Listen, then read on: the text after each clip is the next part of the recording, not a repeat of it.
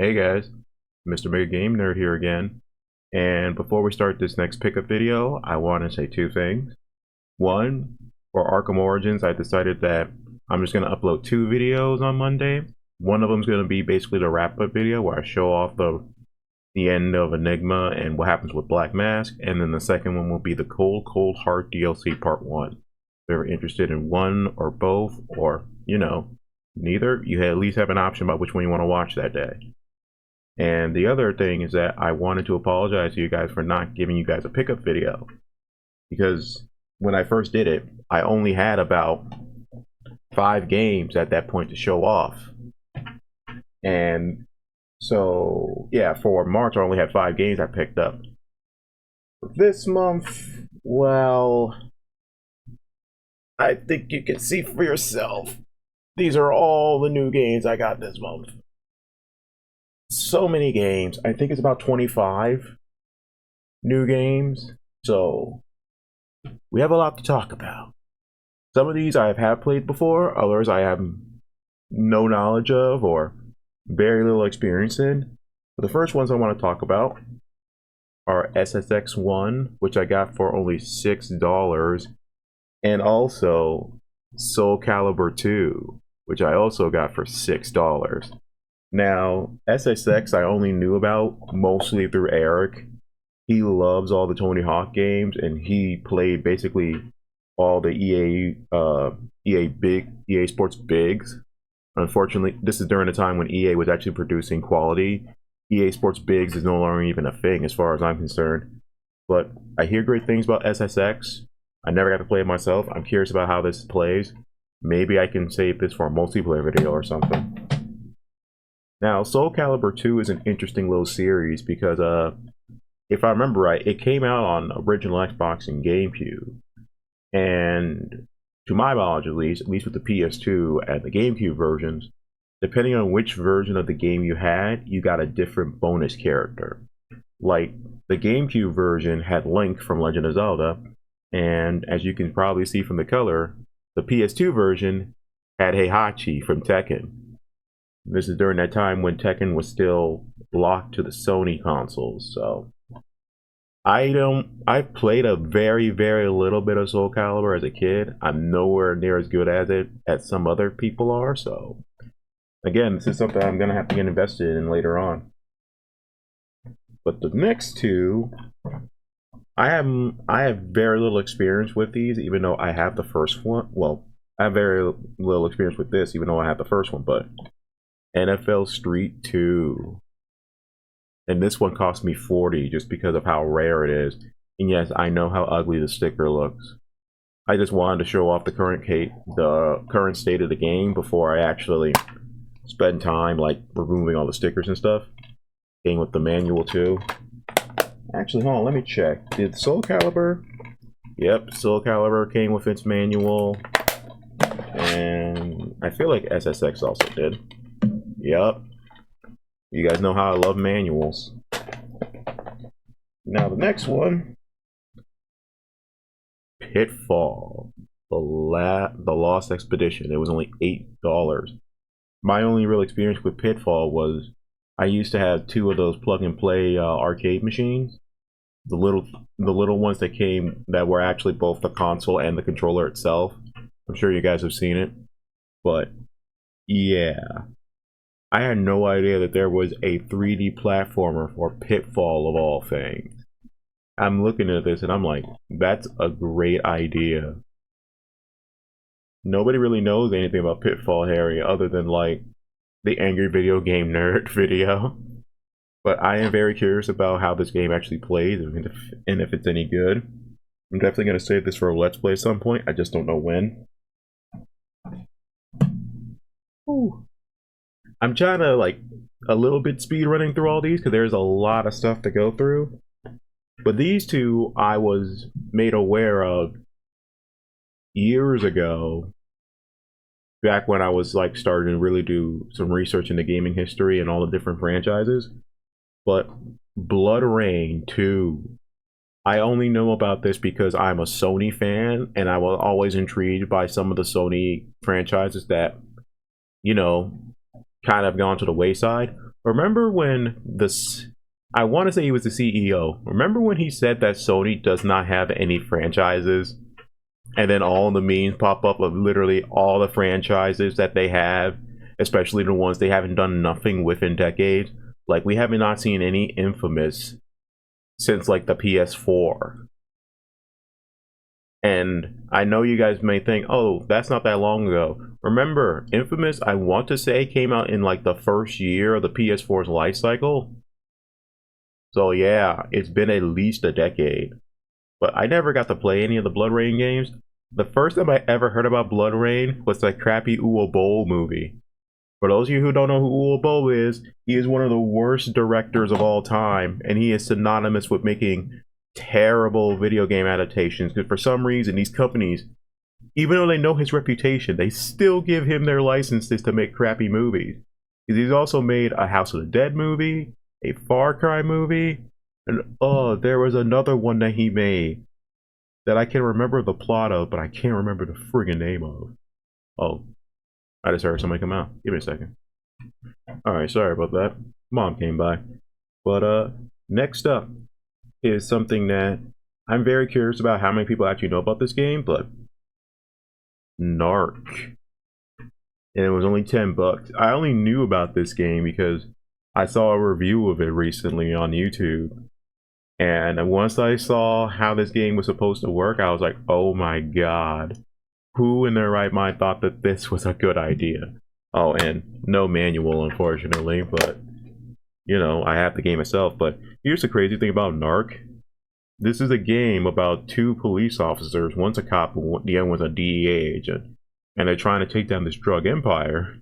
But the funny thing is, this is kind of the worst PSA game ever, because part of the game's mechanics is that you can get high on different drugs and they give you different powers.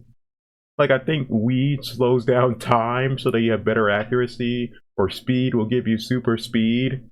And it's kind of funny, but also kind of messed up because there is a tolerance system. Yes, like in real life. Like, if you use too much of the same drug too often, the effects are lower and don't last as long.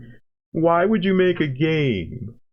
Because I'm not sure if it's a PSA game. It's just the way they framed it is kind of makes it seem that way. But why would you make a game where the focal point of the game is that you were trying to stop drug dealers? However,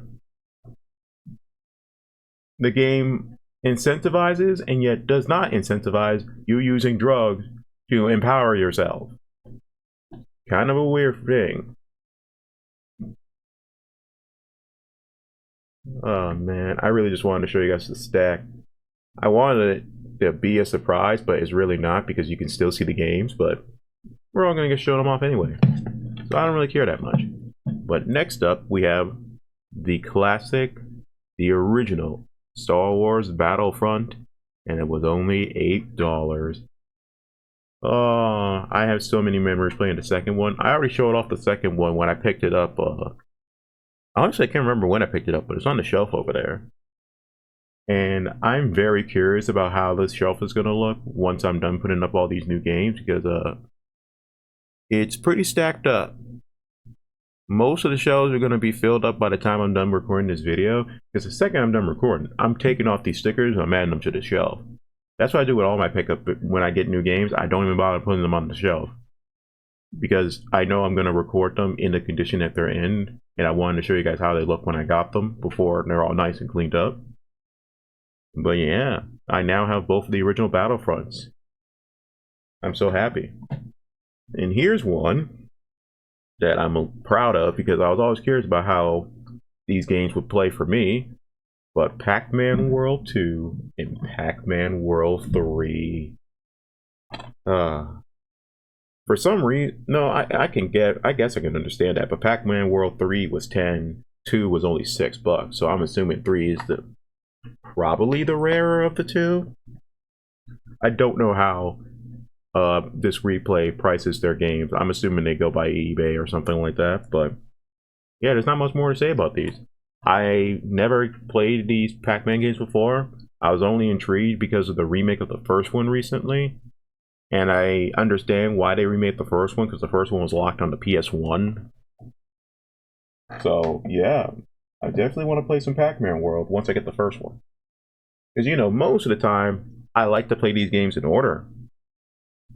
But there are some franchises where I don't feel the need to do that, like with Resident Evil. Like, I can't play the original Resident Evils for the life of me. I could have played the remakes, but again, I wasn't really interested in doing it. And most people who are Resident Evil fans, they're okay with people just jumping around to different franchises, especially when no, I'm gonna say that for another time. I don't want to get off topic, but I brought it up before. But we got Sean Palmer's Pro Snowboarder. There's not much more to say about it. It was part of the whole Activision O2 movement. Wait, does it come with the manual? Ooh. Yeah, it does. I keep forgetting to show off some of these manuals, but Battlefront has its manual. I know that. Yup. Thankfully, I don't have to worry about these games because I know they do vigorous testing to make sure that they work. Neither Pac-Man game has its manual. That's unfortunate. But I can cross off 2 more games off my ever-growing list of games because now, some of you have already seen it, I found a copy of The Amazing Spider-Man 2 and Ultimate Spider-Man. Oh, these 2 are definitely the most expensive because unfortunately, unless you're the Tobey trilogy, finding old Spider-Man games is a frigging hassle. Both, like, Amazing is only $50, and this is not a very good game. I just have it because I want it for the collection.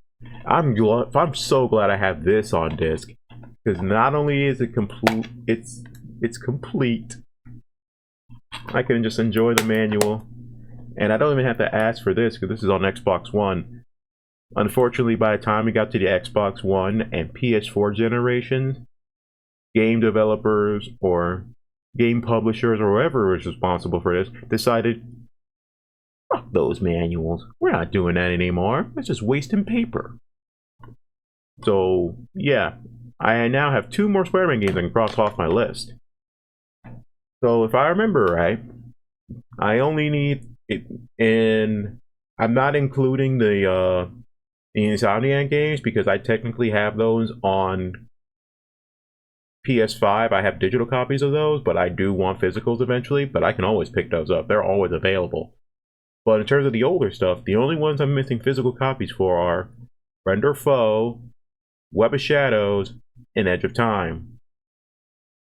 And it's going to be really difficult to find Edge of Time the most, because at least with Friend or Foe or Web of Shadows, if I really wanted to, I could just find PC copies online and play those, especially since Marvel's not going to give me a decent way of playing these games. I have no problem doing stuff like that if the company themselves is not going to make it easy for me to get my hands on them. But Edge of Time, for some weird reason, was never ported onto console. And to this day, I mean, it was never ported to PC, even though its predecessor, Shattered Dimensions, was on PC, and the Spider-Man games after that eventually got onto PC. So why was Edge of Time excluded? The only way I can play Edge of Time for the channel is if I find a copy on the 360 or on the PS3. And it's no secret that I modded my Wii to play Wii games, but unfortunately, whenever I try to load up Edge of Time, it's so glitchy. Even though like nearly every other Wii game I have on there works just fine, Spider-Man Edge of Time just does not want to work with the mod. So I would have to get like a official copy of that game just to show it for you guys. Thankfully, we're a long way away from having to play Spider-Man or having to play Edge of Time because, you know, I'm going in release order. So yeah, that is something. Oh, by the way, I meant to bring this up since I have you guys here. Let me ask you this. Which Spider-Man game should I cover first this year? Because you guys know, for those of you who've been around for a while, I like to cover at least 2 Spider-Man games a year, and we haven't done one yet for 2025. Now here's my dilemma. I've already done the first 2 Tobey games last year. Well, yeah, I did Spider-Man 2 last year, and I know I did the first Tobey game. I just can't remember when. I want to say it was the same year. But my question to you guys is, should I finish off the trilogy and just jump to Spider-Man 3? Or should I continue going in release order? And should I cover Ultimate Spider-Man and then Spider-Man 3? And the second question is, if I do cover Spider-Man 3, which version? Should I cover the PS2 version? Or should I cover the next generation version? Because other than like the graphics and maybe the stability and stuff, the only big difference between the two is that there's an exclusive villain arc that you encounter in each version. I think in the PS2 version, you get Morlun, yes, Morbin time Morlun, before he was basically crucified by Sony and left in the dust. And the HD versions had a whole storyline involving Scorpion. So again, I'm not sure which one people are going to be more interested in seeing me play. Let me know in the comments which one you will want to see first. Now here is something I know Eric is going to love, because he loves this franchise so much, but The Matrix, Path of Neo. And it was surprisingly only $20. This I've heard so much about this game, about how hard it is to find and how complex it is, because they basically go out of their way to try to give you every single combo that Neo has done in the films. Yes, the manual. Gotta show you guys that. But I am very curious about how this game plays. Oh, I've seen footage of it, but I'm talking about game feel.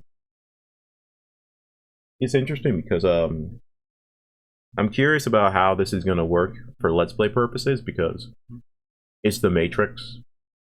I don't know if they just like included entire cutscenes from the films and, you know, like actually take like take like the film and make them the cutscenes, or if they're like their own cutscenes. Also, I don't know if the music is copyrighted. There's a lot of stuff that goes into that, so yeah, I'm gonna have to figure that out. But the next one, Crash Tag Team Racing. This was actually my first Crash Racing game. I had so much fun playing this as a kid. This is definitely something I'm gonna have to cover at one point. It's not gonna be a Let's Play. Like, Let's Play racing games, I know they're a thing, but they're not really my niche, because I don't play racing games all that often. I'm more of the story-driven and platformer kind of guy. And speaking of platformers, SpongeBob Trooper Square for 15 bucks. So this now completes the unofficial, why can't I think of the name of the company right now? THQ SpongeBob games.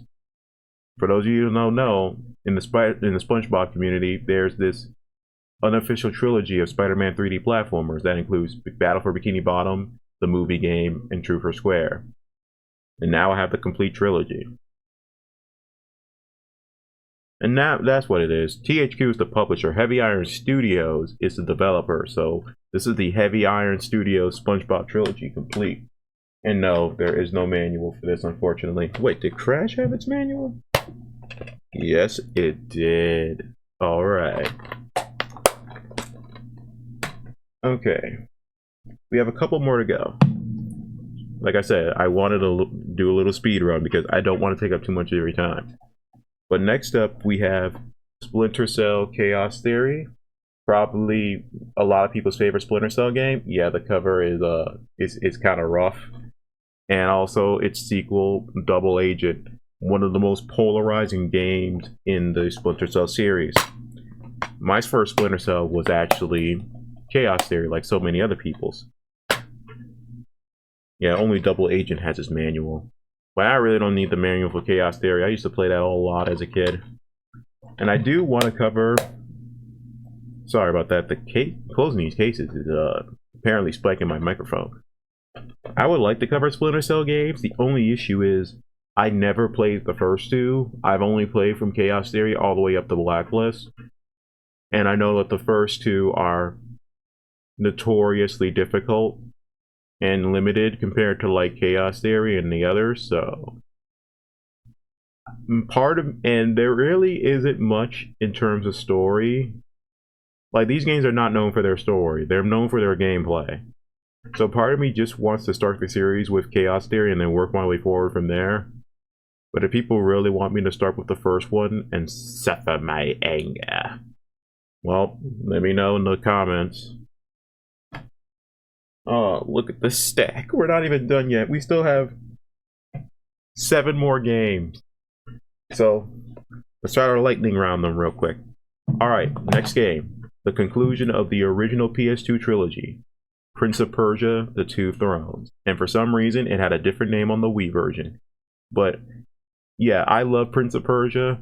I hate the fact that Ubisoft announced that Sands of Time remake, then forgot about it, then they remembered, and then now they're actually promoting it again. I did like the Lost Crown PS5 game that we got. That was sick. I love that game. I didn't play it for the channel. I played it personal.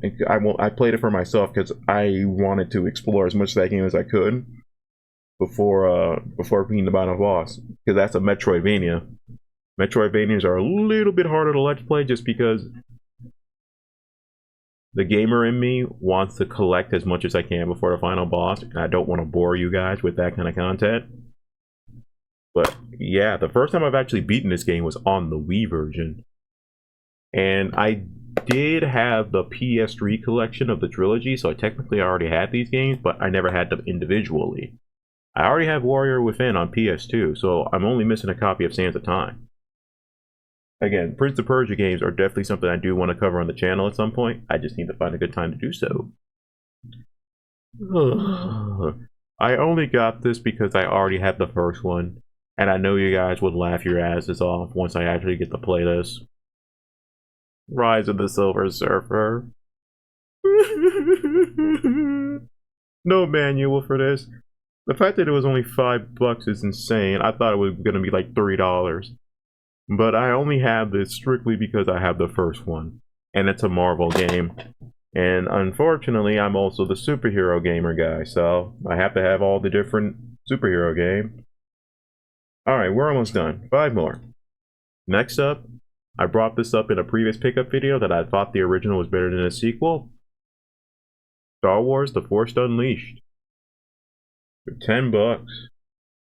Yeah, a lot of these were pretty dirt cheap. The only ones that were really expensive were the rare ones, like the Spider-Man and NFL Street.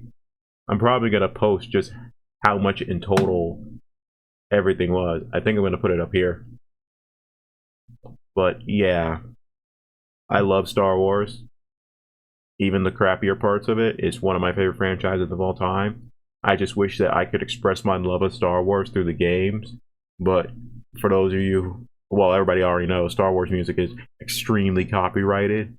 The only way I would ever get away with playing Star Wars games online is probably through Twitch, which I am going to do eventually. I just don't know what I'm doing when it comes to Twitch. I would have to mess around with OBS. There's so much stuff I'll have to do before I start streaming.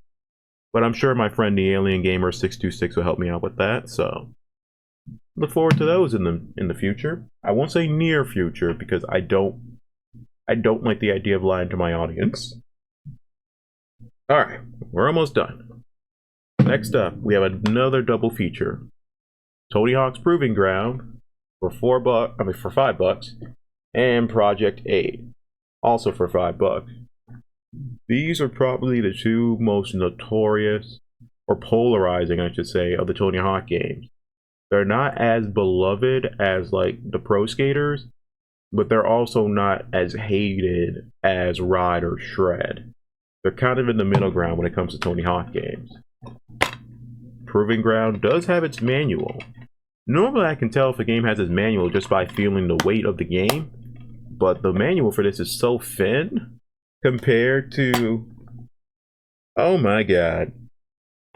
What is this? I didn't even open this up before, but what the crap is this? And this is not the manual. This is the manual. Hold on. Oh, wow. Look at all the... It literally has everything from the original release. What is this? Hold on, I'm sorry. What is this? What the? Oh, this is a schematic. This is supposed to be like a install for the skateboard peripheral? What the crap? I didn't. No wonder why the game was so thick. So I guess Project 8 was the first game to introduce that skateboard peripheral. Look, it's so big, you need a little strap to keep these things contained. Which I unfortunately can't get on right now. Hold on. I'm dragging down the video. Jesus Christ. Okay. But jeez, I had no idea that was in there. I just thought the manual was thick. Because the Pro Skater 3 and 4 games have really thick manuals, so I just assumed this was the same thing. But no, it's because part of the game has schematics for the attachment that people weren't going to use. Or people were trying to use, but later on learned that it didn't work. I can't even close the game now because... Yeah, this thing is in the way. I ripped the seam. That didn't take long at all. Yeah, okay. I'm taking out this diagram. Screw this.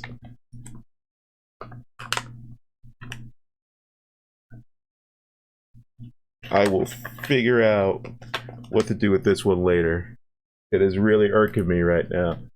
Like, I don't even know how the disc replay guys managed to get that in there. But holy crap.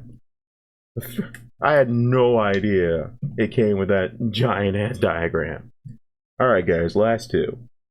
I was not made aware of this franchise until I started playing the franchise that they're now known for yeah. I never played this franchise. I only knew about it once I started getting into the franchise that they're more synonymous for with their PS5. But Killzone 2 and Killzone 3. I'm curious about how these games are actually going to be. I heard good things about them. The only reason I really wanted to get them is because Guerrilla Games is involved with them. You know, the same Guerrilla Games that developed Horizon Zero Dawn and its sequel Forbidden West. I love those too, especially Forbidden West. So I was kind of shocked to realize that the series that they were known for before Horizon was a shooter. I want to say this is a first-person shooter, but I cannot remember for the life of me. But yeah, those were the last two games, everybody. Ooh, man. I'm going to have to calculate this, and again, I will put it in one of the corners just to show you just how much I spent in the last 2 months. And this does not include the gifts from my dad, like the lights, and you can see like my grandmother had this old little cubby that she didn't want to use anymore, so she gave it to me. It's probably not going to be there all the time because eventually I'm going to get a second shelf and it's going to fit right next to the first one. So this cubby might be moved to something else, but somewhere else. But I can definitely use it to put like controllers and like some attachments and stuff like that. But yeah, guys, that's about 25 new games. I can't wait to get all those annoying stickers off and put them on the shelf because I'm very curious about how it's going to look now. But yeah, that's going to be it for me, everybody. I'm just about to hit the 30-minute mark and I didn't want to make this super long. So thank you guys for watching. As always, tell me what you think about these games. If you played them before, if you have any sort of knowledge about them, which ones you would like to see me cover in a Let's Play eventually. And that's going to be it for me, guys. Take care of yourselves. Enjoy the nice weather, depending on where you live. I will see you all later. Peace.